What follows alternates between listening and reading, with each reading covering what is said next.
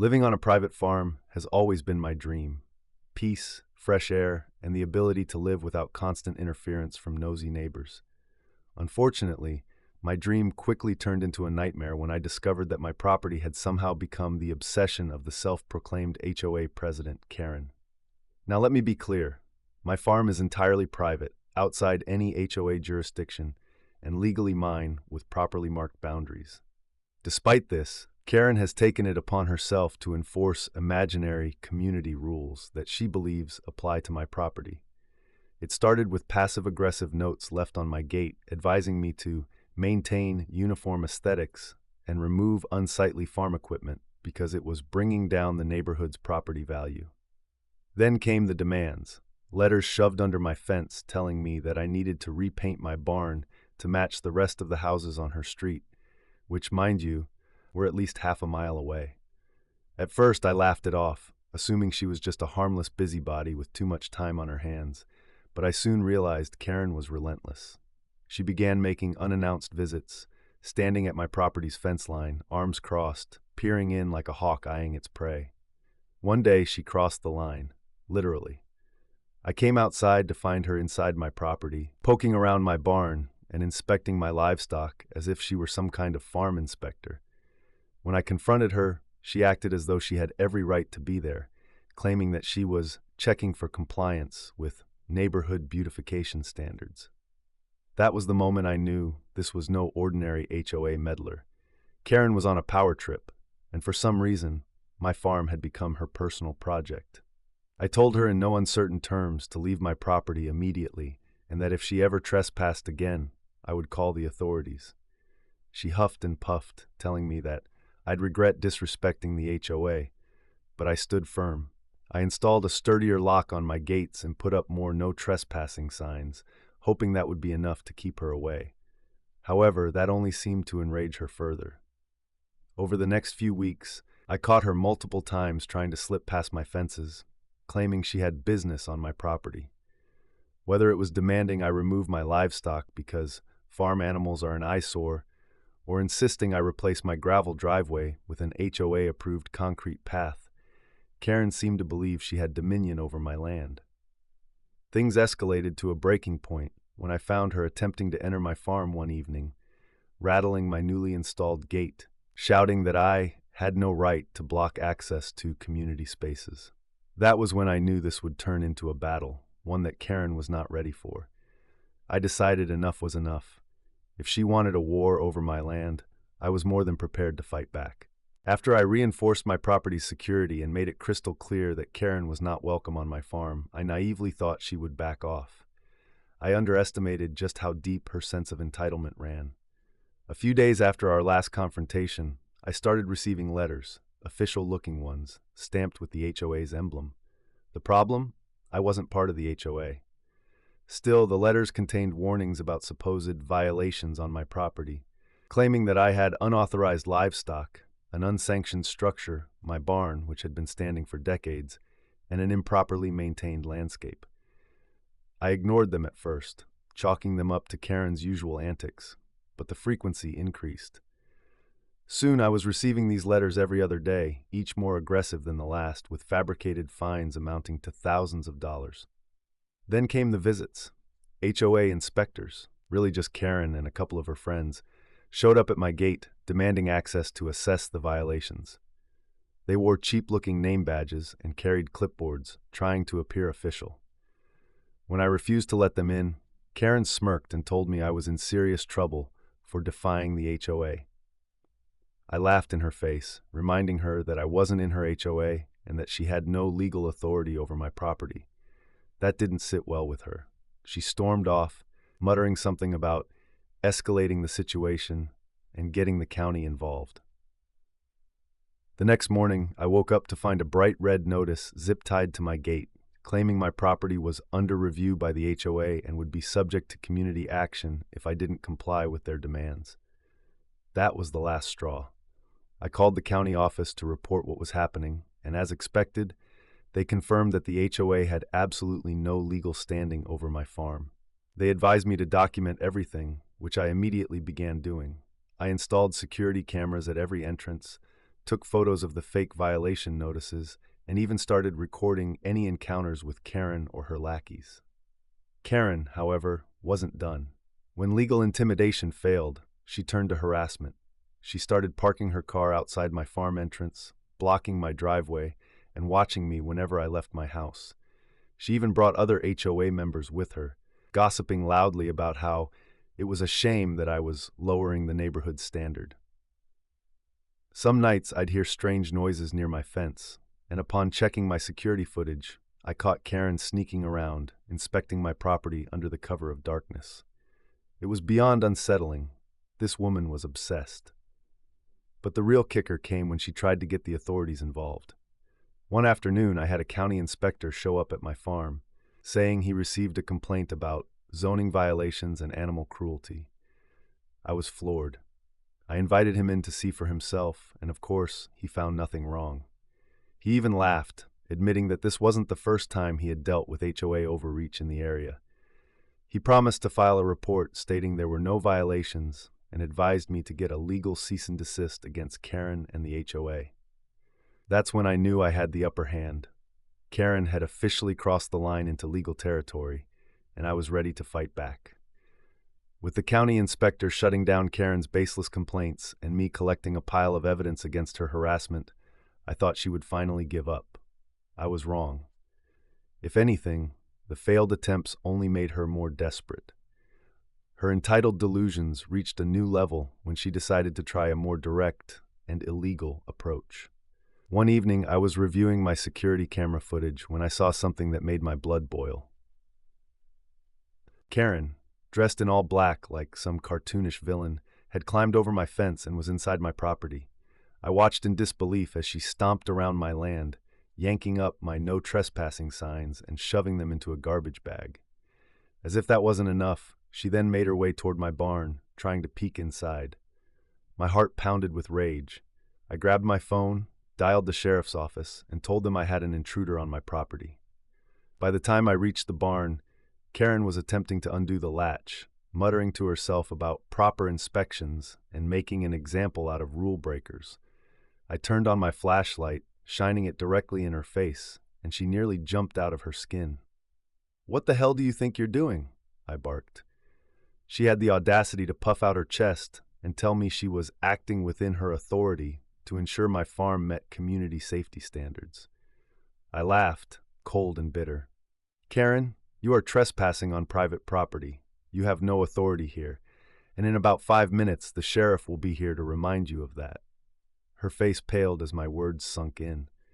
She started stammering about how I was overreacting and how she was only trying to help, but I wasn't interested in hearing any more of her nonsense. Just as she tried to make a run for the fence, the sound of sirens filled the night air. 2 squad cars pulled up to my gate, their flashing lights casting a harsh glow over the property. Karen froze like a deer in headlights. The officers wasted no time. One of them approached me, while the other turned to Karen, demanding an explanation. In a last-ditch effort, Karen tried to spin the story, claiming she was concerned for the animals and that I had been hostile toward the HOA's efforts to maintain community order. I didn't even need to say anything. The security footage spoke for itself. I handed over my phone, showing the officers clear video evidence of Karen breaking into my property, ripping down my signs, and attempting to enter my barn. That was all they needed. Within minutes, Karen was in handcuffs, screaming at the top of her lungs about how this was unfair and how she was the victim. The officers explained to her that she was being charged with trespassing, vandalism, and harassment. The realization hit her hard, and the fake bravado melted into pathetic sobs. As she was escorted to the squad car, she shrieked threats about how I would pay for this and that I didn't understand the power of the HOA. I smirked and crossed my arms. "Karen, your HOA means nothing here. This is my farm, and you're just a trespasser." The door slammed shut, muffling her protests, and just like that, she was gone. But even with Karen finally facing real consequences, I knew this battle wasn't quite over. She had spent months trying to control my land, and I had no doubt that she would try to weasel her way out of the charges. That's when I decided to make sure she paid for every single bit of harassment she put me through. I wasn't just going to let her off with a warning. I was going to make sure she never dared to cross me again. After Karen's dramatic arrest, I knew that simply having her escorted away in cuffs wouldn't be enough to stop her for good. If she got off with just a slap on the wrist, she'd be back, emboldened, and more determined than ever to make my life miserable. That's why I decided to take the fight straight to her doorstep, the legal way. The very next morning, I met with a lawyer who specialized in property rights and HOA overreach cases.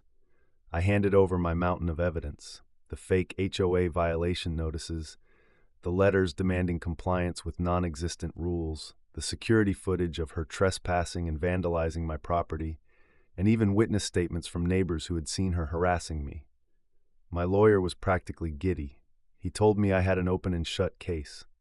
Not only could I press charges for trespassing and harassment, but I could also sue Karen and the HOA for fraudulent claims, defamation, and intentional infliction of emotional distress. While the criminal charges against Karen were already in motion, I filed a civil lawsuit against her and the HOA. I demanded financial damages for the stress and time wasted dealing with her antics, plus reimbursement for the security upgrades I had to make because of her harassment. The best part? My lawyer pointed out that because the HOA had allowed Karen to act on its behalf, it was legally complicit in her actions. That meant that every homeowner in the HOA would be on the hook for her mistakes. Word spread fast, and suddenly the same neighbors who used to stand by Karen were now turning against her. People who had blindly followed her leadership realized that their HOA fees might go up because of her nonsense, and they weren't happy. A week later, during an emergency HOA meeting, Karen tried to defend herself, claiming that she was just trying to uphold community standards and that I had overreacted by calling the cops. But the damage was done. I wasn't the only one who had suffered under Karen's reign. Several other homeowners stepped forward, revealing that she had bullied them with fake violations and threatened fines for things as ridiculous as leaving trash cans out too long or planting the wrong type of flowers. The HOA board, once staunchly on Karen's side, now wanted nothing to do with her. Facing mounting legal pressure, they voted to remove Karen from her position as HOA president immediately. She was stripped of her authority, her influence shattered. But that wasn't the end of it. She still had to answer for her actions in court. When her court date arrived, Karen showed up looking far less confident than usual. Gone was the smug, entitled woman who had tried to control my land. Instead, she looked disheveled and panicked, realizing that she wasn't going to talk her way out of this one. The judge took one look at the evidence I presented and had no patience for her excuses. She was found guilty of trespassing and vandalism, sentenced to community service, and forced to pay a hefty fine. On top of that, my civil lawsuit resulted in a financial settlement. Karen and the HOA had to reimburse me for all damages, including legal fees. She was livid, but there was nothing she could do about it.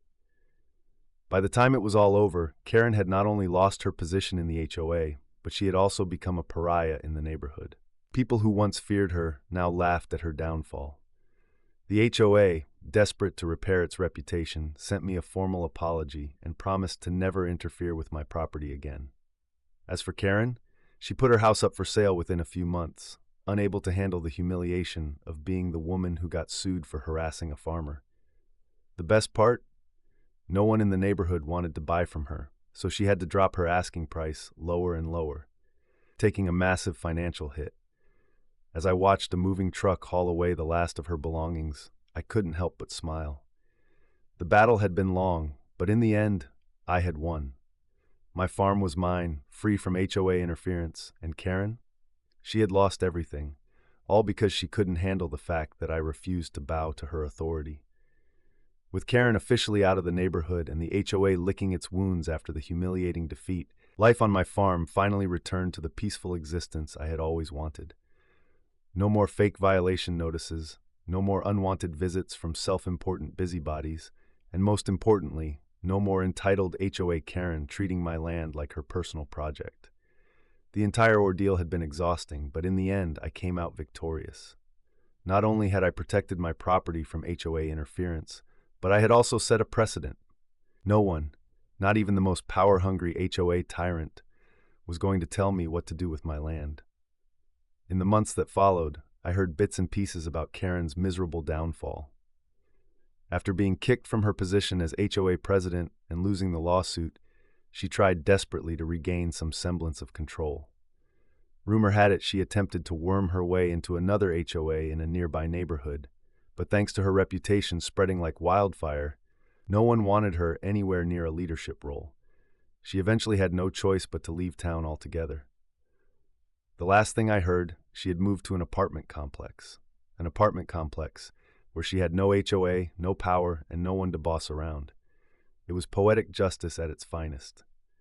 As for the HOA itself, the lawsuit and bad press had shaken it to its core. Without Karen leading the charge, the board members took a much more hands-off approach, focusing only on the houses that actually fell under their jurisdiction. A few residents even reached out to apologize, admitting they had let Karen's bullying go unchecked for too long. I didn't care for their apologies. I wasn't looking for validation. I had fought this battle for myself, for my land, and for my right to be left alone, and I had won. With my farm finally secured from unwanted interference, I doubled down on improving it. I expanded my livestock, upgraded my barn, and even installed a new, more secure fence, not just to keep out wildlife, but to send a clear message to anyone who might think about trying what Karen did. You are not welcome here. My farm was mine, and it would stay that way. One day, while working on the property, I took a step back and just breathed. The crisp, open air, the sound of my animals, the sheer serenity of a life free from nosy intrusions.